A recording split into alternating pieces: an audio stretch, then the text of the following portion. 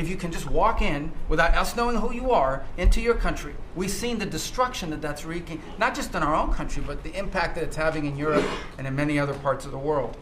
You talk about trade deals and the trade situation has been involved in. People, all this reporting on it, it's very simple. The president views the last 40 years as an era of which American workers and American farmers have been ripped off. They've been ripped off, and what he's saying is we want to have trade with the world, but it has to be a trade in which American businesses and American workers and the products they make and what American farmers grow and produce has a fair shot to be sold around the world. On issue after issue, that's been the case. You talk about foreign aid reforms. This is not our money. This is taxpayer money. When the president has said we're going to do foreign aid, but we're going to do foreign aid for countries that are aligned with the United States and in a way that doesn't waste the taxpayers' money. Mr. President, you deserve tremendous credit for that. Many of us, the Vice President, by the way, I want to acknowledge, has played an extraordinary role in our foreign policy, and he too has been a witness to all of this as it's been occurring, and he's been a big part of it as well. You talk about NATO. The President's not against NATO. He went to NATO and basically said, look, you guys, we're paying all the money, and he got them to do the 5% commitment, which everybody said was never going to happen. It was impossible. Everything this president does is driven by the American people. Whether you don't have to agree with the actual move, but understand the motivation. The motivation is always you, the American people, and what's good for you, for your family, for the country, and for our economy. But the president is also committed to peace in a way that all of us have seen. He achieved in Gaza, and he does it, by the way, not just because he hates war and he thinks wars are a waste of money and lives, but because he's the only leader in the world that can.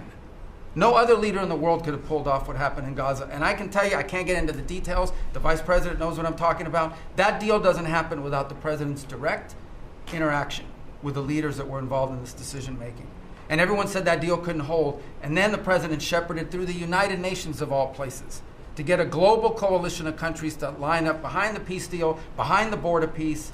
And it's still, every day is a challenge, but it's been driven personally by the president. It's the reason why we're involved in this whole Ukraine-Russia conflict. That's not our war. It's not the president's war. This war started, it never would have happened if you'd been president. But this war is going on, and the president is trying to end it, not because, listen, we got a million things to focus on in the world as a country, but he's the only leader in the world that can help end it. And that's why even as we speak to you now, Steve Woodcock is in Moscow trying to find a way to end this war, to save lives of 9,000 people, Mr. President, as you want to know, are dying every week. More people are dying a week in that war than have died in the entirety of the U.S.'s involvement in Afghanistan or Iraq. Just think about that, how bloody and destructive it is. The president's taken on this issue of Sudan personally, not send out deputies to do it. Again, far away from the United States, because he's the only leader in the world that can bring it about to an end, not to mention all the other peace deals, very dangerous ones like India and Pakistan, or Cambodia and Thailand. And so on all these things, Mr. President, I think you deserve tremendous credit for the transformational aspect of our foreign policy. For the first time in probably 4 decades, the American foreign policy is driven by what is good for America and Americans. Whether it makes us safer and stronger and more prosperous. If it is, he's for it. If it doesn't, he's against it. And that sort of clarity is transformational. I close with this, and I know I'm last, so I wanted to be fast, but there was a lot to cover. I do want to say this is the most wonderful and magical time of the year. By that, of course, I'm referring to the college football playoffs. And I just want to say this as a point of personal privilege. And I'm a Florida Gator, but if the University of Miami gets screwed out of the college football playoffs after going 10-2 and beating Notre Dame, the whole thing should be scrapped, and you're going to have to take over it next year, Mr. President. That's great. Well, thank you all very much. It was terrific. I hope it wasn't too long, but it was very concise, and we've done a lot. This group has done a lot. Amazing. Everybody at this table has done a fantastic. And Susie, thank you for doing a great job, as our chief has said. First female chief of staff in the history of our country, which is pretty amazing when you think of it, right? And she's the best. Thank you very much. Great job.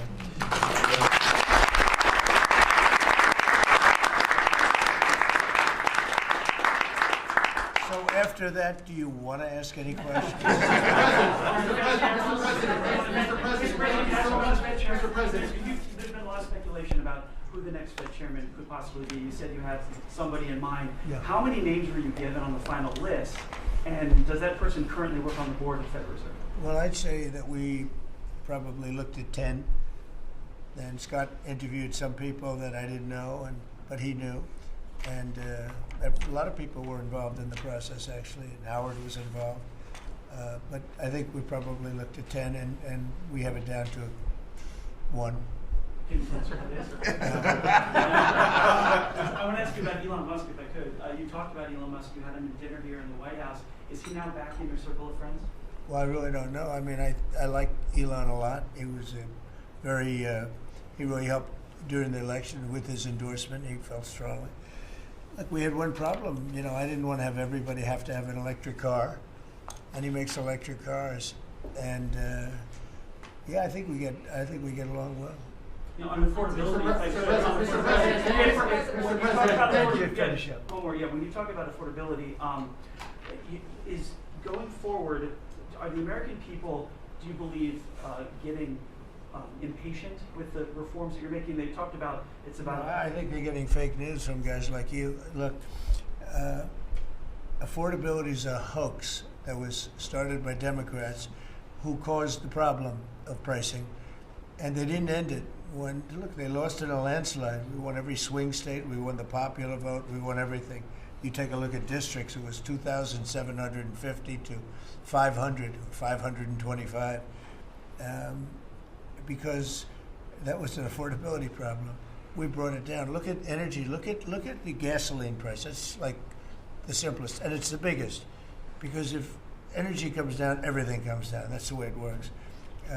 We are going to be at 250. You said 199 in some places in the country, right? You said it. I didn't say it. And they won't check you. They'll check me. So, you know, I like to use your number. 199 a gallon. Unthinkable. If you go back a year and a half ago, it's unthinkable. So now we're bringing the prices down, way down. Beef is coming down now. We've done certain magic, and beef is coming down. But we inherited horrible prices. We inherited really the worst inflation in history. We inherited that. When I came in, that's what he had. And we fixed inflation. And we fixed almost everything, if you want to know the truth, including 8 wars. We got 1 to go, but including 8 wars. But when they always say, I watched today where they have a race going on right now in Tennessee, and this woman goes, affordability, affordability. They're the ones that caused the problem. The prices were way high. We're bringing the prices down. But they're like scam artists. You know, I call them con men and women. They come out, they say affordability, like, oh, I see prices. We're going to get prices down still further. But we brought them down from the prices they cost. The reason that they had the highest inflation in the history of our country is because they had the highest prices. But we brought them down. And now we have normal inflation. Yeah, please. Mr. President, thank you so much for taking questions. Thank you. Assembled Sure. cabinet. I wanted to clarify something that you had said on Sunday regarding the boat strikes near Venezuela. You had said that you didn't know if the second strike on that one boat had happened, but you wouldn't have wanted it. Now that your administration has acknowledged that it happened, do you support that second strike? And Mr. Secretary, I wanted to clarify something you had said in the interview back in September, I believe on Fox News. You said that you would watch that strike live on television. In real time, did you know that there were survivors after the initial strike? Well, look, all I know is this. Every boat that you see get blown up, we save 25,000 on average lives, 25,000 lives. They've been sending enough of this horrible fentanyl and other things like cocaine and other things, but fentanyl right now is the leader of the pack, to kill our entire nation. Because a little speck on the head of a pin can kill somebody. It's very dangerous stuff. I know so many people where their sons were drug addicts. They had one little sample, and they died. They died. They couldn't believe it. As far as the attack is concerned, I still haven't gotten a lot of information because I rely on Pete. But to me, it was an attack. It wasn't 1 strike, 2 strikes, 3 strikes. Somebody asked me a question about the second strike. I didn't know about the second strike. I didn't know anything about people. I wasn't involved in it. I knew they took out a boat. But I would say this, they had a strike. I hear the gentleman that was in charge of that is extraordinary. He's an extraordinary person. I'll let Pete speak about him. But Pete was satisfied. Pete didn't know about second attack having to do with 2 people. And I guess Pete would have to speak to it. I can say this. I want those boats taken out. And if we have to, we'll attack on land also, just like we attack on sea. And there's very little coming in by sea. I think we've knocked out over 90% of it. There's very little, and I understand that. There's very little. We're saving hundreds of thousands of lives with those pinpoint attacks. It's an amazing thing when you see a boat going along, and a lot of the press would like to say they're not. You see the boat. They're not maybe drugs. You see these boats. First of all, who has 5 engines on the back of a boat going in weird directions and loaded up with lots of white containers? They're bags of things. No, they've done an amazing job, and Peter's done an amazing job. But Pete, you could probably better answer the question. No, you're spot on, sir. I think you got to start with the baseline, which Marco laid out. Everybody's laid out. You got 20 million people invading our country over 4 years. We don't know where they're coming from. That includes Tren de Aragua and cartels and violent criminals. They bring drugs, and you mentioned it, Mr. President, poisoning, an intentional poisoning of the American people, killing hundreds of thousands of Americans. So the president had the courage to designate these cartels as designated terrorist organizations. Now, a number of us here served in the military and spent 20 years fighting terrorists like Al-Qaeda and ISIS on the other side of the world. How do you treat Al-Qaeda and ISIS? Do you arrest them and treat them, pat them on the head and say, don't do that again?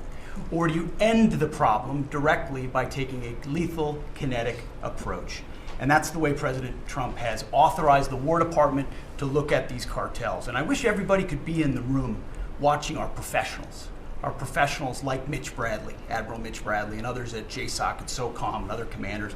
The deliberative process, the detail, the rigorous, the intel, the legal, the evidence-based way that we're able to, with sources and methods that we can't reveal here, that make sure that every one of those drug boats is tied to a designated terrorist organization. We know who's on it, what they're doing, what they're carrying. All these white bales are not Christmas gifts from Santa. This is drugs running on 4-motor fast boats or submarines that we've also struck. No one's fishing on a submarine. And I have empowered them to make that call. Now, the first couple of strikes, as you would, as any leader would want, you want to own that responsibility. So I said, I'm going to be the one to make the call after getting all the information and make sure it's the right strike. That was September 2nd. There's a lot of intelligence that goes into that, building that case and understanding that, a lot of people providing information. I watched that first strike live. As you can imagine, at the Department of War, we got a lot of things to do.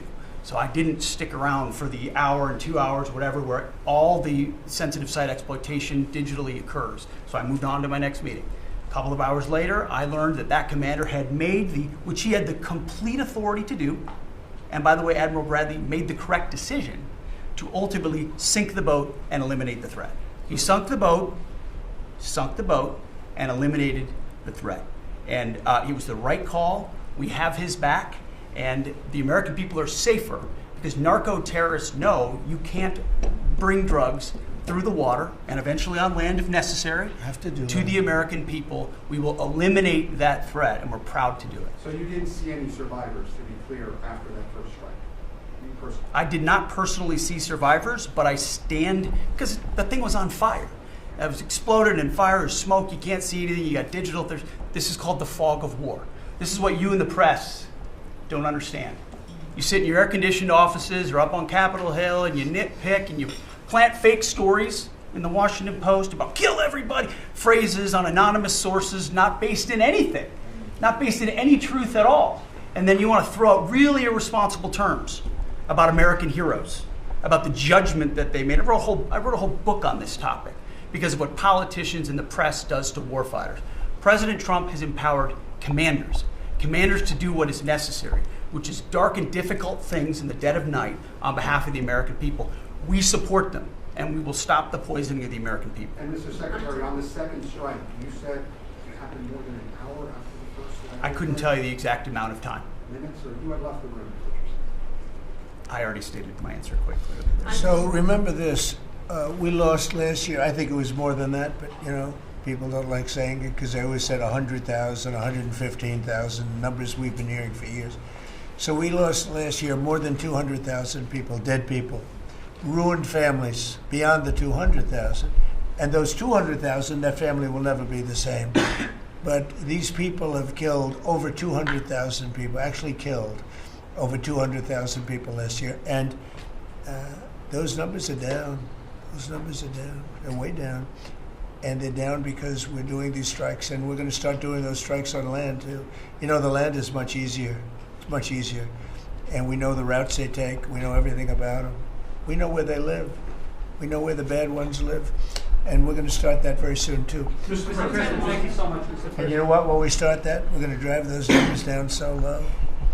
And then you're going to have families be able to live without the fear of their son or daughter just having a pill to have a little fun and ending up dying within a period of 60 seconds, right? No, we're not going to let that happen. We're not going to let it continue to happen. What Biden did to this country by allowing all these people, and I call them animals in many cases, I think they're animals, to come into our country and destroy our country and let all those drugs pour in, let people just walk across the border like it was nothing. You look at them, a lot of them, you know, you say, oh, let's not discriminate. I'm not talking about color. I'm just talking about you look into the eyes of some of these people. We're smart. And you see a killer. Come on in. Just come on in. 11,888 murderers. Many of them committed more than one murder. He allowed them into our country, totally unvetted, totally unchecked. But he also allowed drugs to come in at record numbers. And hundreds of thousands of people a year died. And we're taking those son of a bitches out, yeah. Thank you so much, Mr. President, for taking your questions. I think this is the most transparent administration I've ever seen. I'm impressed by these people. I'll tell you, how strong are you? You've been holding that for 2 hours. You know, there are very few physically. There are very few people who could do that. I'm very proud of you. I have no idea who you are, but you're strong. Thank you. Thank you, Mr. President. Mr. President, last week, militia groups in Iraq attacked the Kurdistan region's gas field, the largest gas field, which even the U.S. companies invested in the energy sector in the Kurdistan region. And the Kurdistan Prime Minister requested the United States to provide them some sorts of means and defense system to defending their civilian infrastructure and use investment in the Kurdistan region. Are you willing to providing them this support? And if I had this question, tomorrow the United States is going to open and inaugurate. Can you speak louder? Yeah, of course. Is that possible? Yeah. The most gentle, beautiful voice, man. Gentle person. Go ahead. Just take fewer words and louder. Yeah, sure. I'll repeat my first question. Last week, the Iraqi militia groups attacked one of the largest gas fields in the Kurdistan region of Iraq, which even the U.S. companies have invested in these gas fields. Yeah. And then, are you from Iraq? I'm from Kurdistan, Iraqi Kurdistan. Okay. Yeah. I'm working for Huda Media Network. And the Kurdistan region prime minister, he requested the United States to providing them some sort of defense system to defending these gas fields and use investment in the Kurdistan region. Are you willing to helping them? Well, we're going to look at it. I heard about it, and I'm hearing about it more now, frankly. It wasn't at the top of my list. It's a very unusual question, I think, but I assumed you're from the area, and to you it's a very important question, and to me it is also, because people are being killed. I will say this, Iraq has been much different in terms of us than they were prior to us taking out the nuclear capability of Iran. You know, Iran has gone down many, many steps in terms of its fear factor. They were the bully of the Middle East, and they're really not the bully of the Middle East anymore. And Iraq was being bullied by Iran. You know, we had a president that thought it was brilliant to blow them up, and they blew them up, and all of a sudden, instead of having a power that was basically equal to Iran, they had Iran ruling the Middle East for a long period of time. But Iraq, from the day we hit them with those B-2 bombers and knocked out and obliterated, because CNN said, well, maybe it wasn't total obliteration. Well, it turned out it was totally obliteration. It was every single one of those missiles hit its target. It was actually amazing, but it was wiped out, totally wiped out. I will tell you, Iraq has been a much friendlier place. They talk to us. The Prime Minister actually nominated me along with about 78 other countries for the Nobel Prize. I'm the only one that was nominated by almost 100 countries that didn't get it. But that's okay. But I saved a lot of lives. But Iraq nominated us for the Nobel Prize, and that was a great honor. You know, we didn't expect that from Iraq. Iraq has been a much different place since the taking out of Iran the nuclear capability. Yeah, let's get to another question. The meeting, Here we go. This guy's a beauty. Go ahead. Secretary Rubio mentioned the meetings ongoing in Russia today. Do you have any update from Mr. Wickoff or Mr. Kushner No, on that? no or what are you update, because hoping I've to been get spending out of too it? much time with you. I mean, we're spending a lot of time in here. We wanted to do this you talk about being open and transparent. This has to be the most transparent administration in history. We spent a lot of time answering your questions and giving you a lot of good results. I mean, I think everybody here gave you good results. But no, I don't. I will have after I leave here. Or do you hope for a breakthrough, or is it not I quite don't at know. that stage? I don't know. Look, I don't know. All I can tell you is that we're trying very hard to save 25 to 30,000 people, mostly men, mostly soldiers, every month. 25,000 to 30,000 soldiers. It's impossible. That's half a stadium. Take a big football stadium. Take half of those people in a stadium, and they're wiped out. They're killed every month. It's crazy. That war is crazy. And it would have never happened with me, and it didn't happen for 4 years. You just mentioned such potential land strikes. Can you elaborate anything on that? Are you talking Yeah, about I'll Venezuela elaborate. presumably? If they come in through a certain country or any country, or if we think they're building mills for whether it's fentanyl or cocaine. I hear Colombia, the country of Colombia, is making cocaine. They have cocaine manufacturing plants, okay? And then they sell us their cocaine. We appreciate that very much. But yeah, anybody that's doing that and selling it into our country is subject to attack. So not necessarily just Venezuela. No, not just Venezuela, no. Venezuela's been very bad. Venezuela's been really bad in something else, probably worse than most, but a lot of other people do it too. They would send murderers into our country. They would empty their jails into our country. They sent people into our country that we don't want. They sent their drug dealers and their drug people into our country. They sent people from their mental institutions into our country, and we're getting them out. That was bad. That was real bad. And they also sent drugs. Yeah. I'm Tim Walz, Mr. President. Do you think he should resign over the fraud scandal in his state? And who should? Tim Walz, over the fraud scandal in his state. Look, I think the man's a grossly incompetent man. I thought that from the day I watched J.D. destroy him in a debate. I was saying, who was more incompetent, that man or my man? I had a man and he had a man. They were both incompetent, and I had a man and a woman. I thought she was very incompetent too, but now she's leading the field, and I think she's leading the field for the nomination. Anyway, look, that's up to them. That's up to the Democrats. You know, the problem with them is they have really bad policy. And I'm not going to say what it is because I don't want them to change it necessarily because I want to run against it, whether it's not going to be me, it's going to be somebody that's going to probably sitting at this table. Could be a couple of people sitting at this table. Could be a couple of people running together sitting at this table, you know. But I want them to win because we've done a great job for this country, and I want that to be carried forward.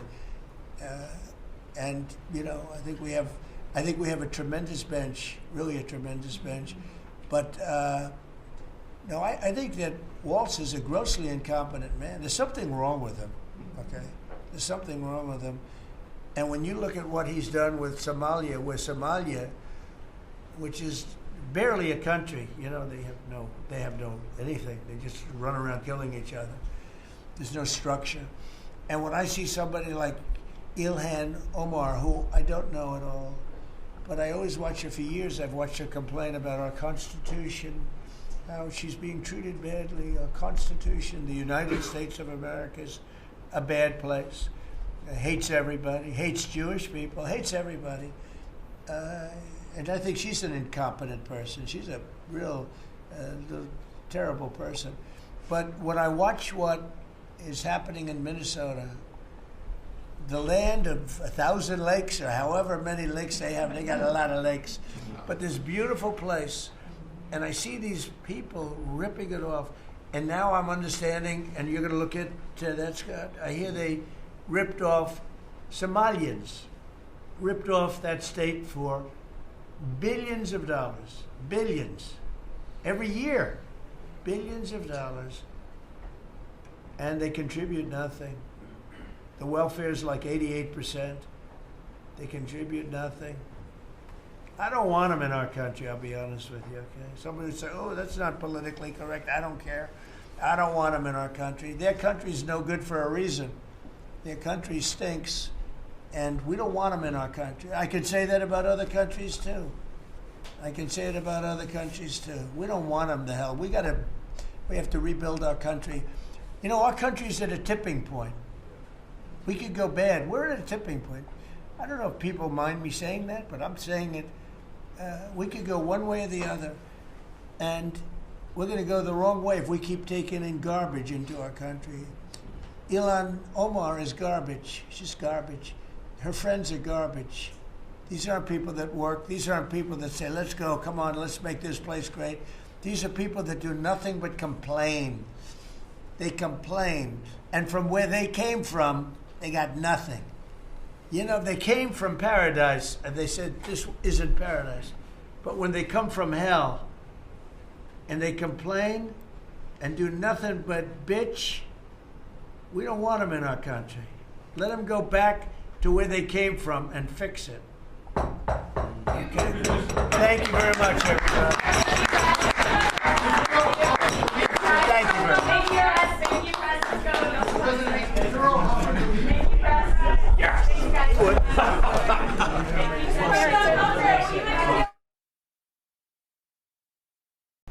It's nice to be with you. Welcome to the final cabinet meeting of 2025, a year that will go down as the most consequential and successful first year of any administration. They're saying that, not me. Oh, I say it too, actually, but a lot of people are saying it. And a lot of that is thanks to the men and women in the cabinet. The new and improved cabinet room, I might add. We took pictures down from the vaults. We have vaults downstairs with lots of pictures that haven't been exposed to the world for, in many cases, over 100 years. We brought them up, and we're using them as they should be used. But the cabinet room looks beautiful, like it should now. The Oval Office looks beautiful, like it should. It was not. It was like the rest of the country. It was in disrepair. 1 year ago, our country was dead, and said to me by many leaders, we had a dead country. Now we have the hottest country anywhere in the world. It's true. The hottest country anywhere in the world. Think of that. In 4 long years of the Biden administration, there were just $1 trillion of new investments in the United States in 10 months. We've secured commitments of over $18 trillion. So they had, in 1 year, less than $1 trillion. That's in a period of 4 years. Think of it. 4 years they had less than $1 trillion. In 10 months we have more than $18 trillion. Is that right, Scott? It's even going to be higher than that. It'll be higher by and the going end of up. this term. And we're waiting for the Supreme Court case, and it's so important and so vital for this country because we're not only respected again, we're putting out wars by our trade policies, and we're taking in hundreds of billions of dollars, and our country is wealthy again and secure again, and it's part of national security, and I hope that goes well. I think it's very important, but think of the number. We're going to be over $18 trillion in 10 months, and which is a record times probably 8 or 10 times, I think more than that, for any country. There's never been a country that's had that kind of an investment ever in history. And there's never been a country that's had half of that. It's a tremendous thing that's taking place. We have companies moving in from all over the world, from Mexico, from Canada, from Europe, from China, from Japan a lot. We just had Toyota is going to spend $10 billion, they just announced, on building new plants in this country. Our workers, they're going to be all workers, but they're spending a tremendous amount. So the stock market is set 46 all-time highs, and this last Friday, which is called Black Friday, was the biggest ever online sales that there's ever been by a lot.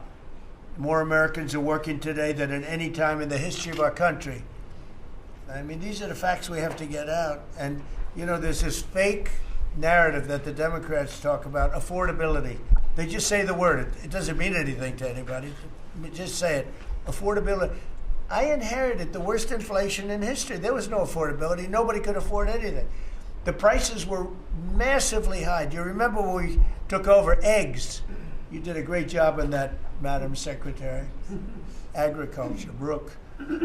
Eggs were 4 or 5 times higher than they had ever been.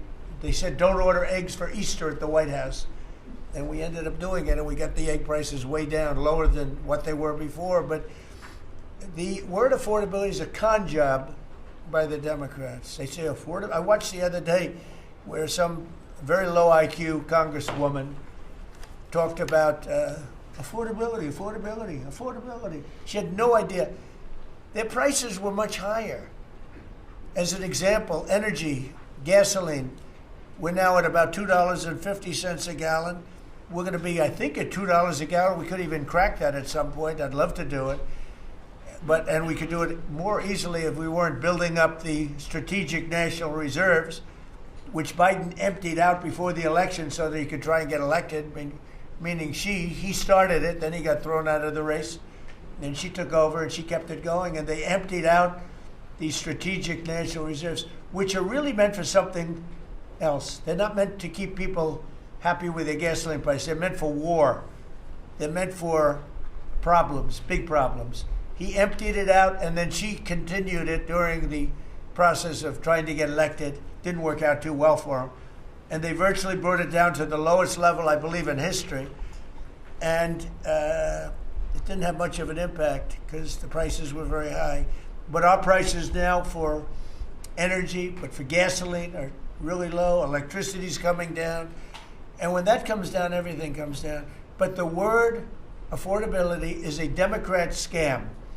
They say it, and then they go on to the next subject. And everyone thinks, oh, they had lower prices. No, they had the worst inflation in the history of our country. Now, some people will correct me, because they always love to correct me, even though I'm right about everything. But some people like to correct me, and they say 48 years. I say it's not 48 years, it's much more. But they say it's the worst inflation that we've had in 48 years. I say ever. But whether it's 48 years or ever, it's pretty bad. We had the worst inflation that we've ever had. Since last January, we've stopped inflation in its tracks. And there is still more to do. There's always more to do, but we have it down to a very good level. It's going to go down a little bit further. You want to have a little tiny bit of inflation. Otherwise, that's not good either. Then you have a thing called deflation. And deflation can be worse than inflation. But we have it almost, we'll soon be at a perfect level. But we inherited the worst inflation. But we have 20 states that are now selling gasoline at less than the $2.75. Think of that, $2.75. And it was at $5 under Sleepy Joe. Grocery prices are down with the cost of Thanksgiving turkey this year down 33%. It was lower than 33% lower than under the Biden administration. Egg prices are way down 86%. Thank you. And mortgage rates, despite the fact that we have an incompetent chairman of the Fed, a real dope, who should reduce rates. I saw even Jamie Dimon said he should be reducing rates. I never saw Jamie Dimon say that. I wonder why he said that. But he really said it because he's right. But we have a guy that's just a stubborn ox who probably doesn't like your president, your favorite president. But they're going to be coming down. We'll be announcing somebody probably early next year for the new chairman of the Fed. I talked to Scott about taking the job, but he doesn't want it. You got the greatest job here. Yes, sir. Right? He said, no, I want to stay chairman. I want to stay right where we are, Treasury. And I think we're doing really great, aren't we? Huh? We're doing great, sir, and it's a great team to be part of. Yeah, no, it's amazing. Under my executive order to lower prescription drug prices, which I think is the single biggest thing we've ever done that nobody writes about because you're fake news. I've made unprecedented deals along with Bobby and Oz and all of the people that work on it. A lot of people that you wouldn't even think work on it, but they do, to slash drug prices by 200%, 300%, 400%, 500%, 600%, 700%, 800%. Nobody's ever heard of it before because I instituted favored nations, and no nation agreed to do it. And then I said to the nations, if you're not going to do it, I'm going to charge you 100% tariff, which is more money than we're talking about. And they said, sir, we'd love to do it. Please, we would be honored to do it. And they agreed that they would go along with the whole thing. Nobody thought you could do it because they felt, number one, you couldn't get the drug companies to do it. So we're paying, as an example, for the, let's call it the fat drug, F-A-T, for fat people. Anybody use it at the table? Don't ask. But the fat drug was $135. Think of that. For certain people, $1,300 for certain countries, $1,300 in New York. So in New York, it was $1,300. And in London, it was $135. And a friend of mine called me, he said, what is this? Why is it? He got used to paying $1,300. Well, now what we have it down to is, Bobby, what's the number? Like 150 or something? We have it down to a low number, don't we? Yeah, it's around 125, 150. Yeah, think of that. So we got it down from $1,300 to $125 to $140, depending on various countries. In other words, we're paying the lowest price, tied for the lowest price in the world. It's, people said you could never do that because you couldn't get the countries to agree to it. I did. Every country agreed to it because I said, if you're not going to agree to it, that's okay. I'm going to charge you tariffs. And as soon as I said that, they said, we agree. And then we had to be a little tough with the drug companies, but they came along. The bigger problem was the countries. The countries just wouldn't go along with it, but they did. Every country. So we have reduced drug prices by 500, 600, 700, 800, 900%, depending on the drug, depending on the company, depending on all of the different factors involved. Nobody's ever even thought of drug reductions like that, price reductions. And I told you the story that in my first term, I was so proud of myself because I reduced drugs. It was the first time in 28 years that drug prices were reduced. It was 1/4%, 1/4%. And I was so proud of myself. I said, it's the first time in 28 years that drug prices went down over the course of a year, over the course of a presidency. 1 year, 1/4%. I had a news conference. I was so proud. Now I got them down, not 1/4%. I got them down 400, 500, 600% and more. And the fake news won't write about it. And it's going to have a huge impact on healthcare because a big part of it's buying drugs, buying prescription drugs.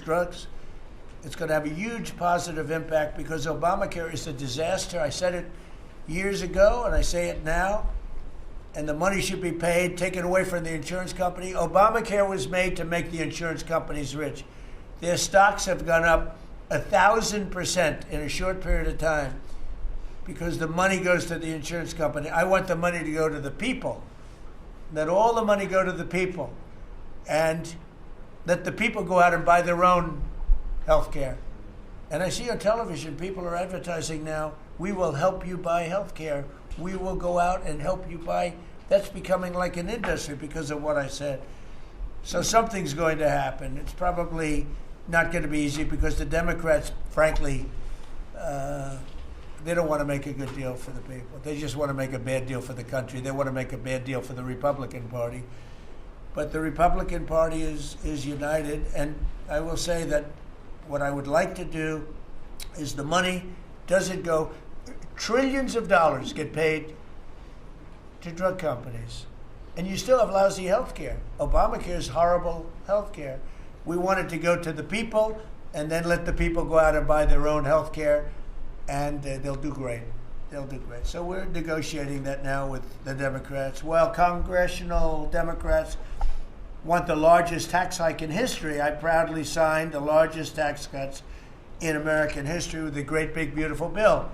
The Great Big Beautiful Bill, the biggest piece of legislation ever signed, and that includes the extension of the original Trump tax cuts, but it's the biggest tax cut ever signed, and it includes no tax on tips, no tax on overtime, and no tax on Social Security. Nobody's ever seen anything like it, so think of that. And in addition, you get, if you buy a car, this is great for our car industry because we have a lot of car plants. We're bringing back the automobile business. 60% of it was stolen because we had incompetent presidents or incompetent trade people.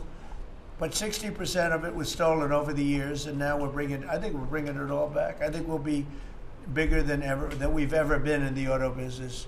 That's not even to mention AI, where we're leading China. You know, we're leading China by a lot. They're not going to catch us. We have to be smart, but if we're smart, they're not going to be able to catch us. They know that. They told me that.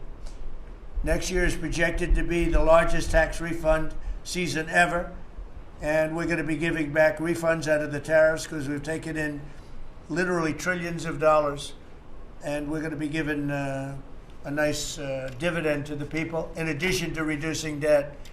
As you know, I inherited a lot of debt, but it's peanuts compared to the kind of numbers we're talking about. So we're going to be making a dividend to the people, and additionally, we're going to be able to reduce debt. And as time goes by over the next 2, 3, 4 years, those numbers are going to go up. And I believe that at some point in the not too distant future, you won't even have income tax to pay, because the money we're taking in is so great, it's so enormous, that you're not going to have income tax to pay. Whether you get rid of it or just keep it around for fun or have it really low, much lower than it is now, but you won't be paying income tax. We've slashed $1 trillion in costly job-killing regulations, saving Americans an estimated $2,100 for a family of 4. The Biden administration was the exact opposite, but times 4. They went up $6,000. We went down $2,100. Think of that. To bring down energy, electricity, and utility prices, I ended the Green New Scam. They call it the Green New Scam, one of the greatest scams in the history of our country. They talked about global warming and all that crap, and what they've done to this country. What they've done by allowing 25 million people into our country, many of whom are criminals, many of whom 11,888 are murderers, and we have to get them out, and we're doing it. We're doing it. I think what the job that our law enforcement groups are doing, Christy, you and Tom and everybody, amazing. What you're doing is amazing. I terminated the insane electric vehicle mandate, and look, some people that make electric cars weren't happy with that. But we have to do that because you have to have a choice, whether it's a gasoline-powered car, and we have so much gasoline. You know, China doesn't have gasoline. We do. And whether it's a hybrid, which really are working really well, the combination of electric and gasoline-driven. But everybody was supposed to, by 2030, everybody had to own an electric car under the Biden stupidity. And not everybody wants to do that. I like electric cars. I like all cars. They're all good. They all have reasons. But you want to be able to go and buy what you want. I opposed historic tariffs that are now bringing in so much money that nobody's ever seen anything like it. And countries that were ripping us off, including allies, but they were ripping us off for years. I won't use the names. I won't mention Japan. I refuse to mention South Korea. I will not mention names. But they were ripping us off like nobody's ever been ripped off before, and taking horrible advantage of your country. But now we're making a lot of money. We're making a lot of money because of the tariffs that are pouring in. And it's really national security. Among everything else, it's national security. We've also rapidly turned the worst border crisis in world history. I believe we had the worst border ever in history. I don't care if you had a fourth world country. You know, we allow third world country in. We would allow fourth world war countries in also. It doesn't matter. There was never a border that was as bad as our border. We allowed anybody in with no checks, no vetting. So we've rapidly turned the worst border crisis in world history into the strongest border in the history of our country, and probably one of the strongest borders in the history of the world, because we have nobody coming through And I want to thank our people. The Border Patrol is so amazing, ICE, and I want to thank the military for the backup, because they're standing right behind them. And that was really nasty for a period of months, and now it's no longer nasty. Now they don't even come up. Nobody comes up. It's an easy job. It made your job a lot easier because they know they're not going to get through. And we take people in, but they have to come in legally. For 6 months in a row, 0 illegal aliens have been admitted into the United States. You believe that? 0. We had millions of people coming in a year, millions. Now we have 0 for 6 months, and these are given by radical left people that do the numbers. I mean, they're not doing me any favor. They're being we don't have our net numbers are unbelievable, but we had 0 people in the last 6 months. Illegal border crossings along the U.S.-Mexico border have plummeted to the lowest level ever recorded. And nobody talks about that anymore. You know, it's crazy. They don't talk about it. You think they'd say, well, Trump's done a great job in the border. This country is being destroyed by the border. But you always find something new, like, is he in good health? Biden was great, but is Trump in good health? I sit here, I do 4 news conferences a day. I ask questions from very intelligent lunatics, you people. And I give the right answers. There's never a scandal, there's never a problem. I give you answers that solve your little problems. You go back and you can't find anything, but you do stories about Biden was in wonderful health. The guy didn't do a news conference for 8 months. If I go one day, I had one day where I didn't do a news conference, there's something wrong with the president.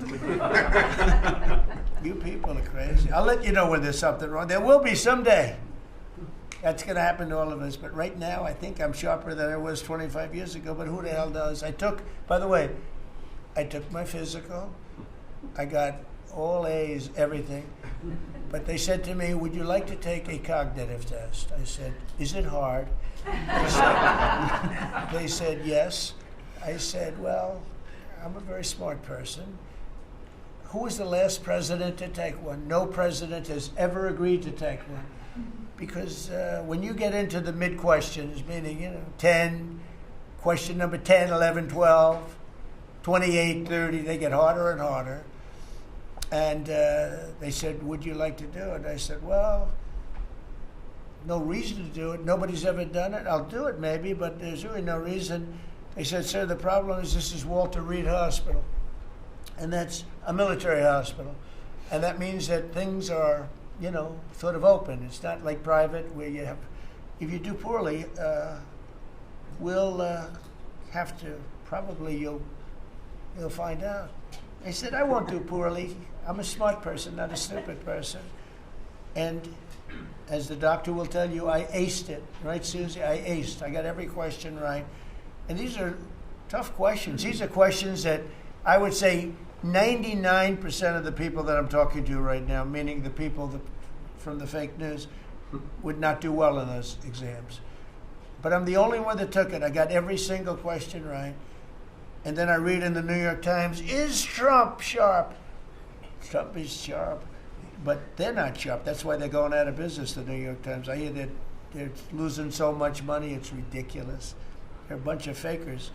But we can never let another thing happen like what happened to us with a fake election, with a rigged election, where a guy like Joe Biden assumes the presidency.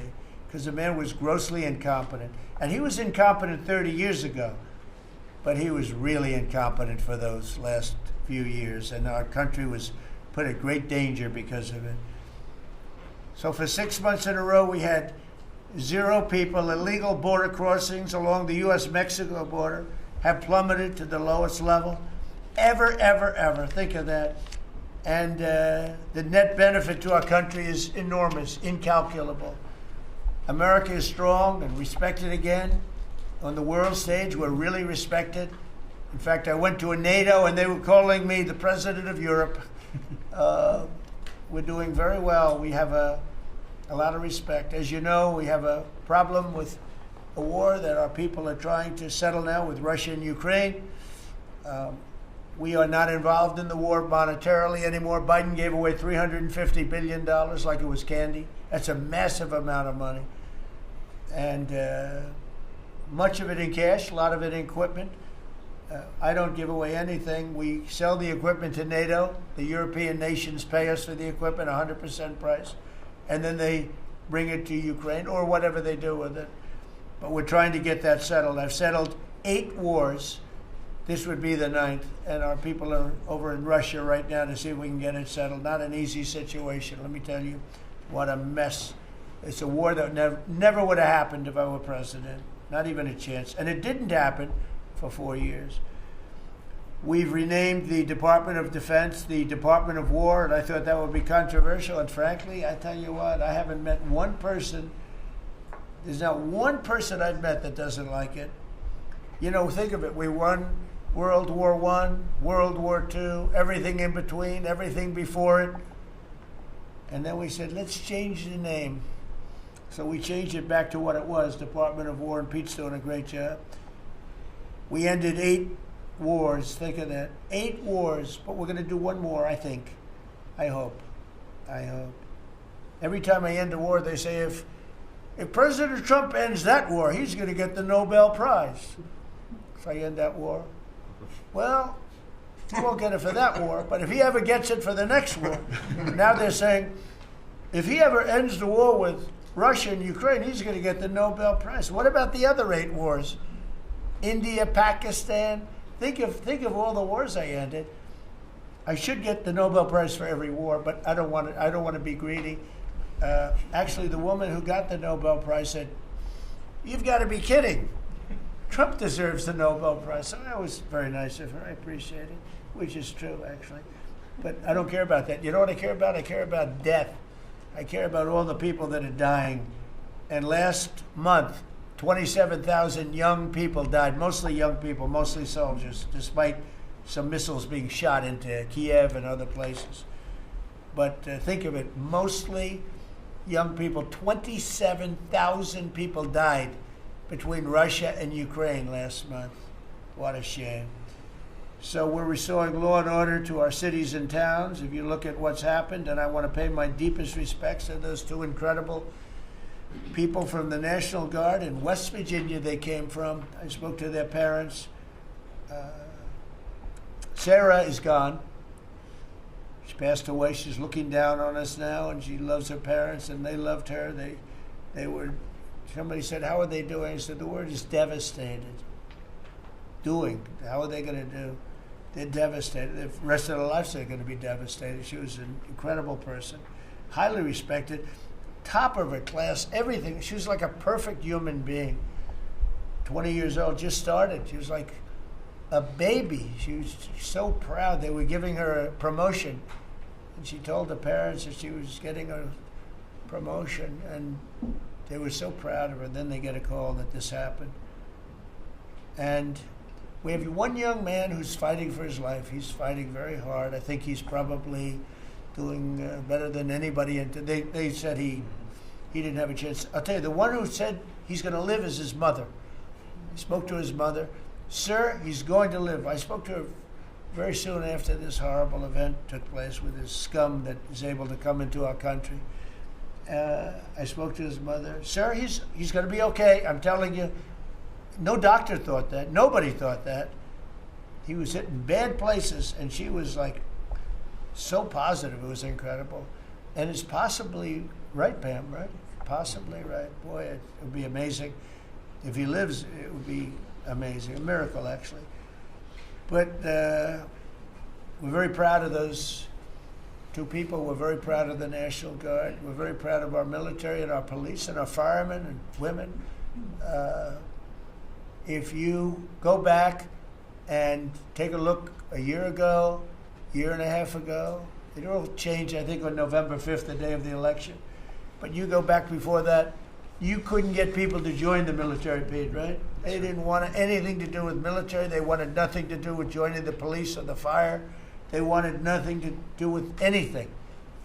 They had no spirit. The country had no spirit, nothing.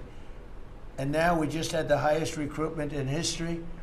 And We're getting great people.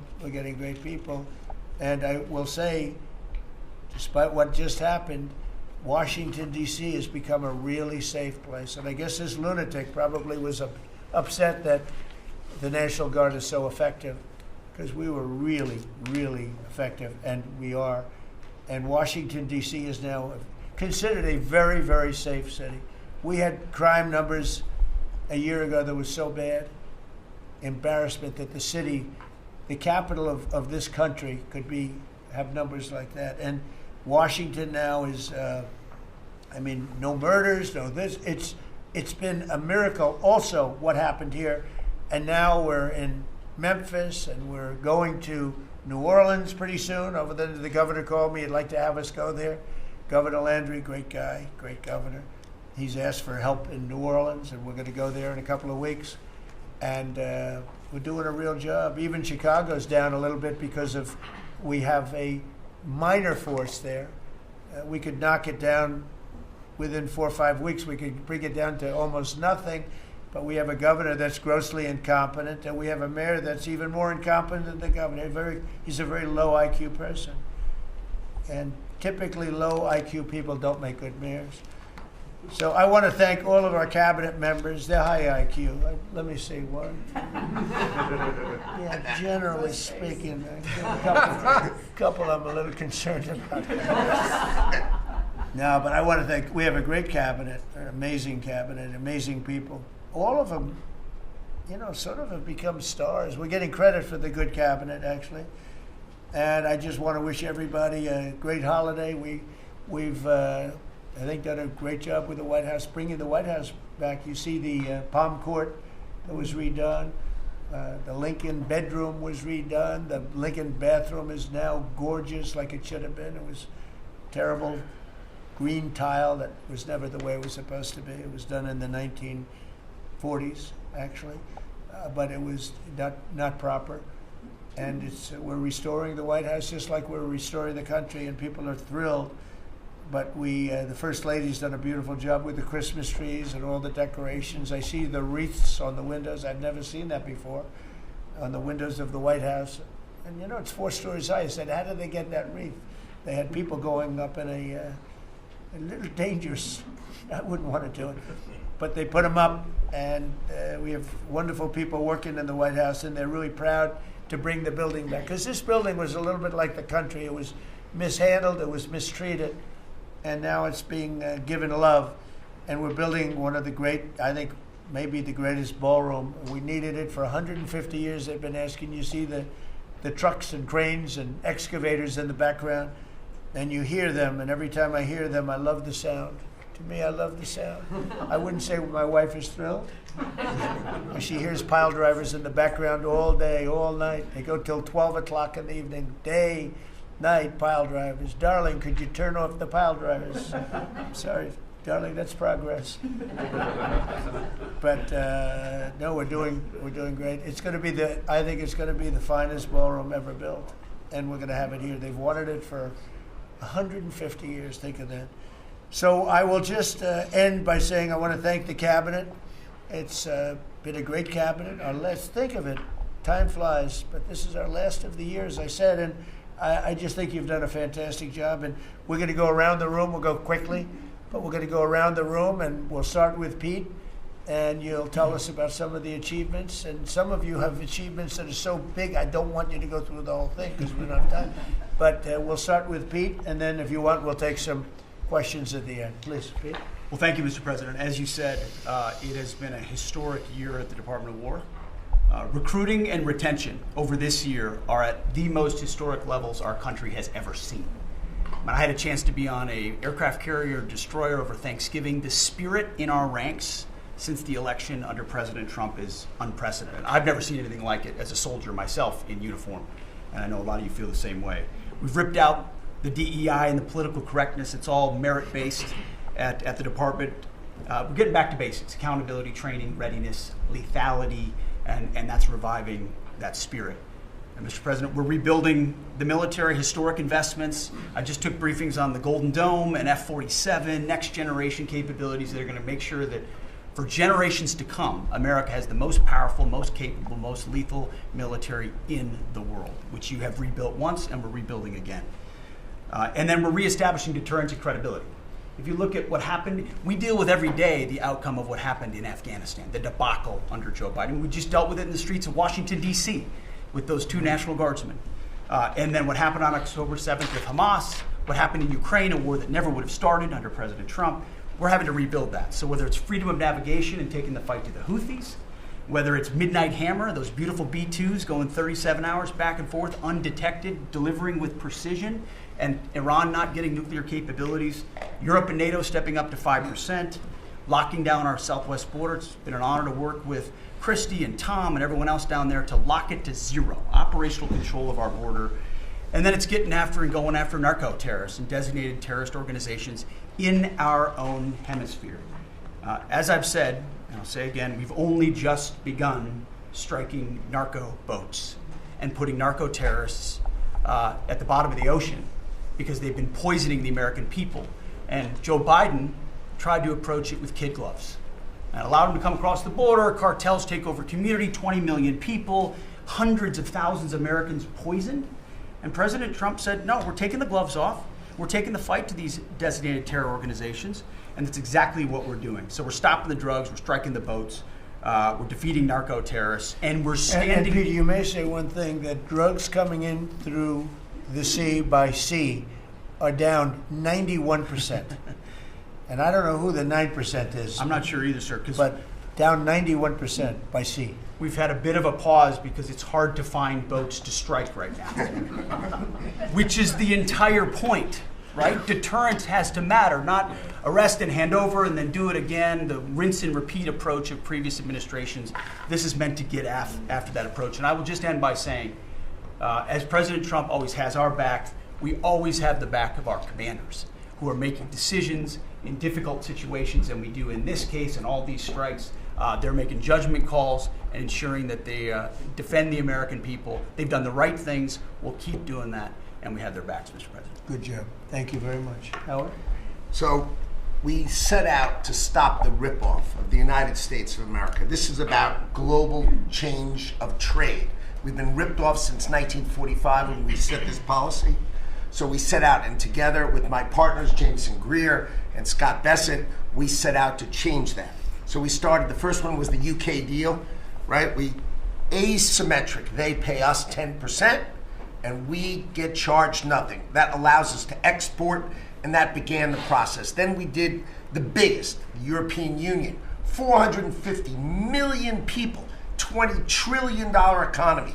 They completely opened their borders to us, and we charge them 15%. That makes America $100 billion a year and turns it back to where our economy is the best. And so it proved that President Trump's trade agenda was the right trade agenda. Then we go to Japan and Korea. They offer us $750 billion in cash to build in America at the president's direction. And we're going to start, as an example, nuclear. Right? We need to have a nuclear arsenal in America of power, the generation of power. So we're going to build hundreds of billions of dollars, financed by the Japanese and the Koreans, meaning they give us the money, we build it here, and we split the cash flow 50-50. We're going to build ships, $150 billion worth of ships in America. That changes the way things work, right? After those trade deals, then you go to how are we going to reshore? Right? Let's start talking about the auto industry, right? We've been competed against by Koreans, the Japanese, the Europeans. We're kicking our tail. President Trump changed it. 25% tariffs, bring it all home.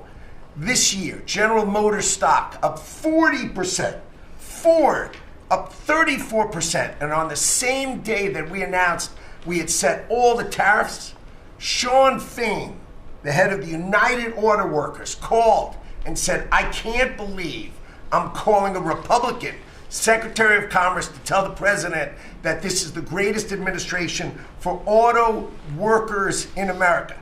Stocks up and the auto workers up. That proves that President Trump understands how to take care of the whole ecosystem, both the companies and, more importantly, the people who work there. Semiconductors. right? We didn't build any. The Biden CHIPS Act was a $60 billion giveaway, right? We've now turned that. $300 billion is committed to America. That's going to go up to $750 billion in the next 60 days, right? And then you go to pharmaceuticals, right? $250 billion being invested in America, and then working together with Bobby Kennedy, right? Pounding away on that MFN, working together as a joint team. They're coming to over $250 billion and cutting prices in half. We did the golden share of U.S. Steel to make sure the Mon Valley is protected.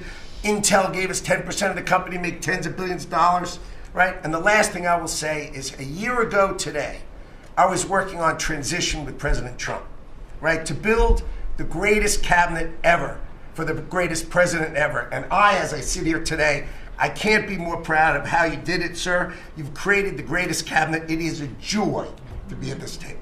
You know, one thing we will mention, so they came to see me from Intel, and they had a problem. I said, look, we'll fix your problem, but I think the United States is entitled to 10% of your company. And the chairman looked at me and he goes, you have a deal. Tell him, how much money have we made since I made that deal? It's only $40 billion. 40 billion.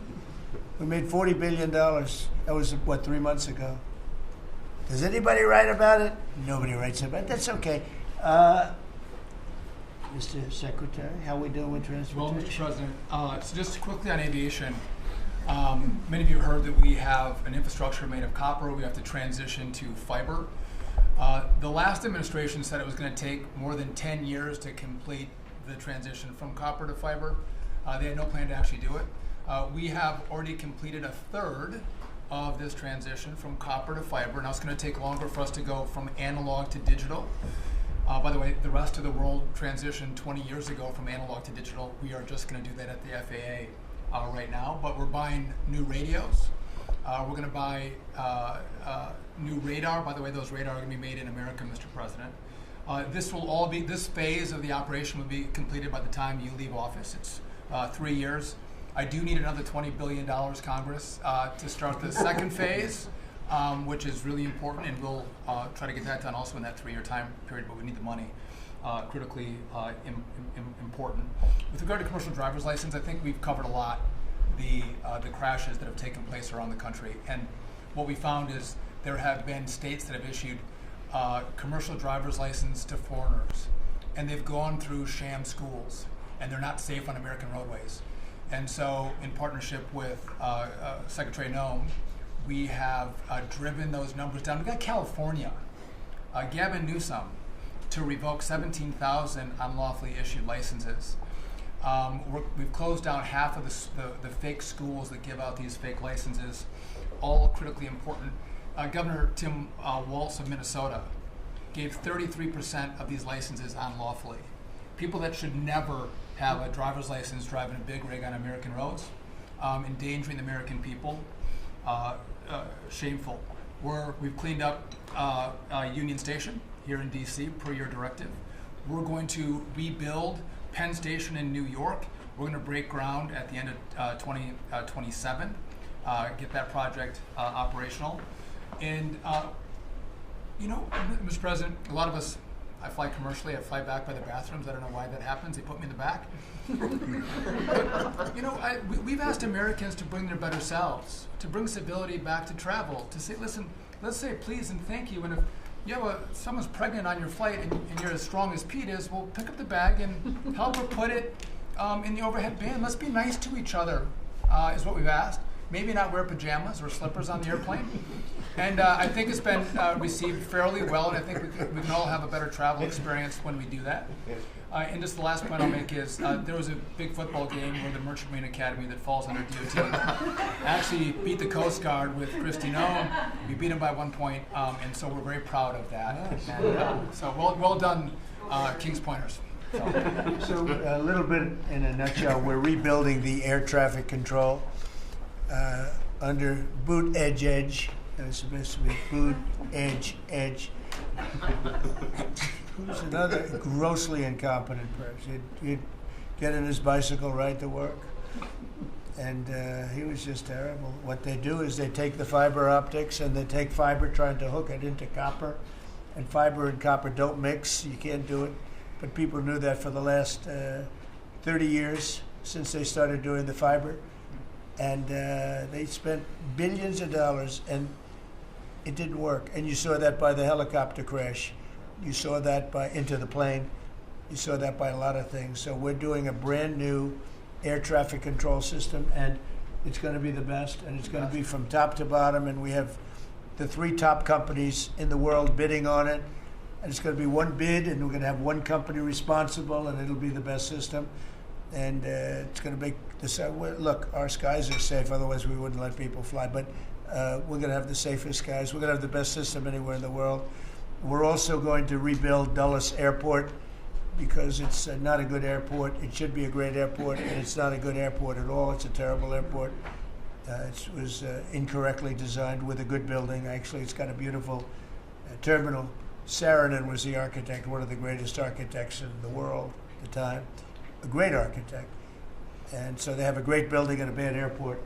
But we're going to turn that around, and we're going to make Dulles Airport, serving Washington and Virginia, Maryland, etc. We're going to make that into something really spectacular. We have an amazing plan for it, and other things. But you're doing a really good job. I appreciate it. The people movers of Dulles, we had a crash recently, so we're going to announce that later today. A request for bids on this, but again, it's a not a great airport, which we can make great in this administration, Mr. President. We have a design that's amazing for Dulles. It's going to take Dulles and make it a really bad. It was a badly designed airport. We're going to make it into as good as there is in the country. It'll be exciting. Okay, please. All right. Well, Mr. President, it's good to be here at this meeting, because in 1 year you can look around the table and see the change. And I think one of the biggest changes is how this cabinet works together. And I want to start there. This has often been said. I found out some things this year that I didn't know, that the Department of what was Defense, now Department of War, and the Veterans Department had never really communicated. Now, we're fraternal twins, in a way. Pete and I are. He lifts better, I'm better looking. But in the looking at this, I mean, he brings them in. He keeps them for a number of years, up to 20 or longer, and then they come in to what the country is committed to our veterans. And if you don't have both ends working correctly, then recruitment lags, morale lags, and we've been able to work and fix a great deal of that. I didn't need to change our name, but I did do one thing. I put the veteran back first at the VA. And we did that in 1 year. How did we do that?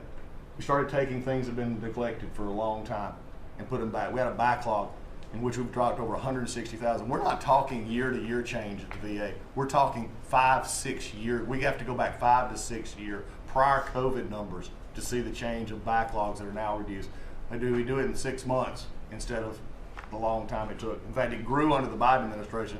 It shrank over 160,000 under us. Champ VA, which is a program we have, it's basically been back to day to day. It was at a terrible state, which delays and claims and everything's going on. We got that back. We're doing things like taking a new look. I have one question that I ask when I go to my hospitals, which, by the way, over 170 hospitals, 1,200 clinics, and I ask the people one thing, Mr. President. I said, what are you doing right now that if you were just honest and I wasn't standing here, you say, this is stupid? It's been amazing what we've gotten, and the feedback that we've had. We've been able to change how we do credentialing, how we do privileging, how we do hiring. We're all working through that, and it has all made a difference for our veterans as we go forward. CNP exams for veterans out there listening. If this is the one where disability claims, where they say, well, let me send you to a doctor to make sure. Most of the time we have that already in the record. We're working now to where those could actually be changed, where we just look at the record and not have to send them to the doctor. That's almost a $3 billion savings that we can let, and also not taking what the veterans get. We're also getting ready to announce here pretty soon a reorganization that's going to bring our hospital system organizationally in line with the 21st century. We are the largest healthcare organization. It's about time we acted like it, Mr. President. You gave that leadership, and we're going to do it. And also one thing, community care contracts getting ready to go out. It's one of the largest contracts in the federal government, but it does exactly what you and I have talked about before, making sure that our veterans can get care in the system or in the community, wherever they want it. We're getting ready for that. Now I have one thing for all the press who really enjoyed the first of the year, saying, oh, you know, they're going to cut all these jobs, 80,000 this, 80,000 that at the VA. Mr. President, every success that I just gave you came after the fact, or pretty much after the fact, that we had 30,000 take early retirement. Early retirement, no risk, although you reported it as loss and risk, you can't help yourself. 30,000 took a retirement. every bit of the success that I just told you about came with a reduced workforce. It was a motivated workforce that said, how can we take care of veterans? That's what this cabinet does. That's what we're doing for you, Mr. President. And you've got the highest approval rating we've ever had at the VA, so that tells you something. You're doing a great job. Thank you very much. Jameson, please. Well, there's been some activity on trade this year. For about 75 years, we had a system, global trading system, that was premised on the United States having totally open borders, right? Not just on immigration, but on goods and services, and everyone else generally kept higher tariffs, higher non-tariff barriers, etc. Obviously, the outcome was we had a huge trade deficit. You took it head on. You gave all of us who work on the file a lot of leverage. So we spent the past 10 months or whatever we've been doing now just going around the world and flipping the script. So now we're in a situation where we've protected our industries, we have the tariffs, and the other countries have decided to take their tariffs down and non-tariff barriers. And we've done it in a very constructive way. We've achieved agreements on reciprocal trade, which are a new kind of trade agreement that's really focused on making sure we have balanced trade, we have reciprocal trade, that we're treating each other fairly. And it's been embraced by the international community. And it's going to be exciting to see what it's like 5 years, 10 years from now, because you've changed it. And that's how it's going to be now. And I think you should be commended for it, and we look forward to seeing what comes in the next few years. Thank you very much. You're doing great. He's doing a great job. Thank you very much. Please. Thank you, Mr. President. Last time I was here, I said that the amount of dereg that we had for regulatory was 30 to 1. Since then, it's up to 48 to 1. Your goal had been 10 to 1, which was in excess of 6 to 1 in the first term. It's actually much higher than that, but I made my team redo the threshold a little bit because it sounded so unbelievable. But the amount of work that's being done with this entire team is astronomical. And another detail in that is that when we propose a rule, some of the biggest ones that you care the most about don't go into that count until they are finalized. So next year's we should be even more eye-popping. One of those to talk about is the federal acquisitions regulations, which you gave us a charge 6 months ago to dramatically reduce. In 6 months, we've lowered it by 25%, 500 pages, 2,700 mandates, which is a third of the mandates. That's going to lead to savings, competition, and speed. So probably $40 billion for the agencies in savings over the course of 10 years. When we get up and running, it'll be north of between $200 and $400 billion. Competition, about 45% of government bids only have one bidder. So you got no competition in that situation. That will now change, and then we're just getting faster, months, and hopefully we turn it into years, which means you all around this table can buy things that you need quickly, and that you have better vendors to come, many of them small businesses who want to participate in the federal procurement process. So making all sorts of improvements on that front is very exciting. Thank you, Mr. President. That's great. And great on the regulations. We're cutting them at levels never seen before. And I have the record from the first 4 years, but we're blowing that record away, so it's been really great. Good. Scott? Yes, sir, Mr. President. Great to be with everyone. And, when you were giving your report, which was fantastic, and I listened to the report of all my colleagues here and those that will come, it reminds me when I played in the NFL, we had this thing called game film. You know all about film. And we had a saying that said, the film don't lie. The film tells the real story. And I hope that the American people, when they watch the film that's going on now in this time in our history, that they will see that America is greater today than it ever has been. And so I thank you for that. And thank you for giving us good stories that we can tell for the American people. Scott, we're saving our country. Yes, sir. Okay, and I don't want to be braggadocious. We're saving our country. Our country was going down and would never have been able to come back. We're saving all of us, but we're saving our country. All right, go ahead, please. Yes, sir. So at Housing and Urban Development, in keeping with your executive order, sir, in making America's streets safe and beautiful again, we've been very intentional about making public housing in our country safe. And I want people to know, our colleagues know this, but people in America know that we actually care about people that live in public housing around our country. A lot of public housing is wrought with crime, sex trafficking, drug trafficking, illicit drugs, illegal aliens living in public housing, but we've put them on notice to let you know that it's not lost on us. We care about the people. We're paying attention to it, and we're going to root out crime in public housing. We've been very focused on working with the Memphis Safe Task Force, the DC Safe and Beautiful Task Force, working with Pam and Chrissy and others, and law enforcement. Our law enforcement is tremendous. Every single night they go out and they go to public housing to make sure that our people are safe. Mothers and children are safe. And so at HUD, you know, it's a different day. We're running new plays.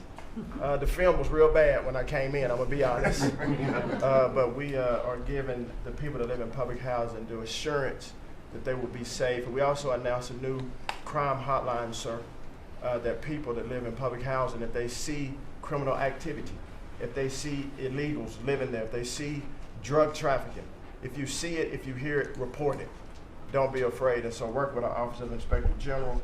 We've set up this crime hotline, and also working with Chrissy and Department of Homeland Security, making sure that everyone that lives inside of public housing is accounted for and that they are American people. And so I say that and I emphasize that to know that we prioritize American people and American people only. Lastly, sir, in Atlantic City, we took over the Atlantic City public housing because the living conditions were deplorable. And they have people that have been living there for 3 generations, and they were being treated very bad.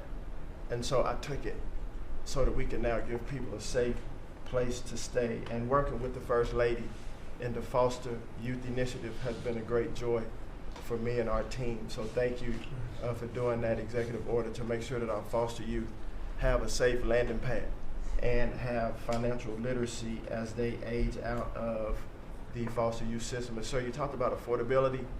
HUD has supported over 1 million Americans in home ownership and affordability, and over 560,000 are first-time home buyers. So I hope that the press will write about that good news, that 1 million people are able to own a home and to refinance their homes. And so we are moving our building from DC to Alexandria, Virginia. So thank you for your support. We're going to save the American people about $500 million. So that's my report. Thank you, sir. Thank you, Scott, very much. Brooke? Well, coming off of Thanksgiving, moving towards Christmas, I think it's the season of Thanksgiving, and 2 words for me are gratitude and joy. Gratitude to you for, as Howard said, bringing this team together. I say it a lot, but I'll say it again, that this is like family at this point, and I don't know that there's ever been an organization like this, at least a government like this in the history of our country.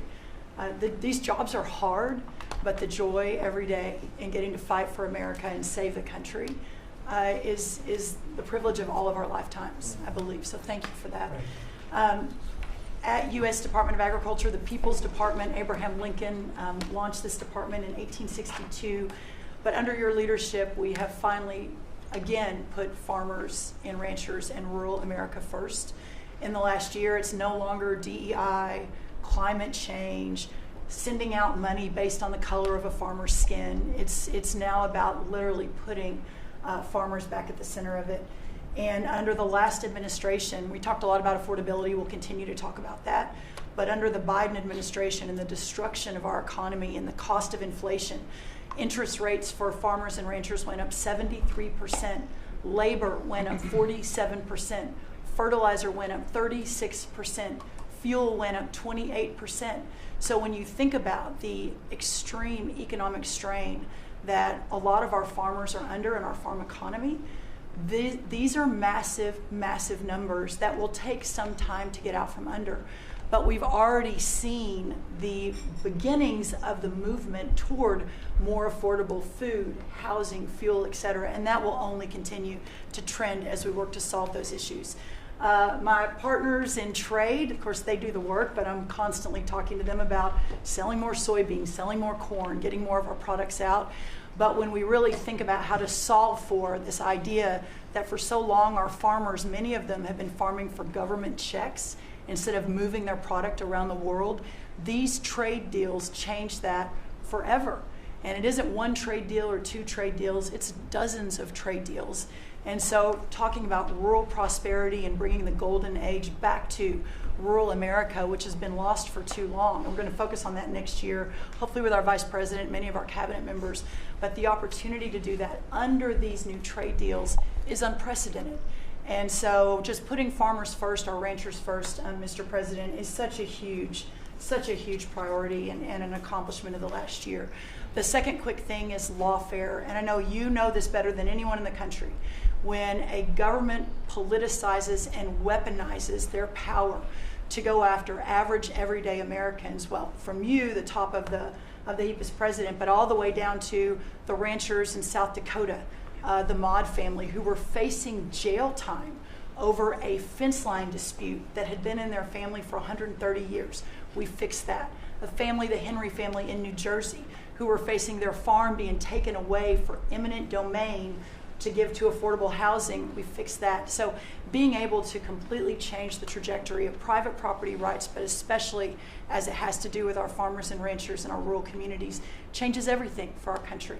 And then the third thing, we have so much great things to talk about at USDA, but the third thing, which became very much a part of the national conversation during the Democrat shutdown, was SNAP reform, food stamp reform.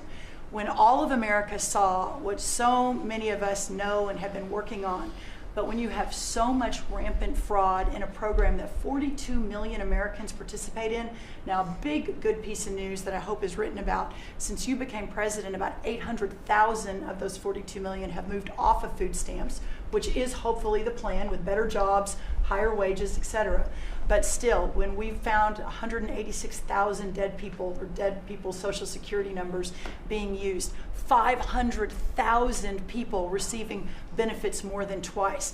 We had a couple of people receiving benefits in 6 states.